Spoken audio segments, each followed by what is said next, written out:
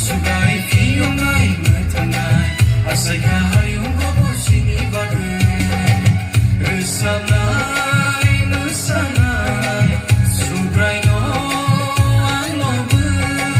resanai mesanai jisu no alobe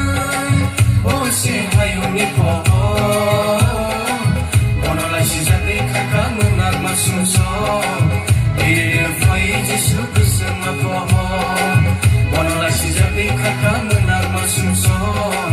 Direfai Yesu bersama pohon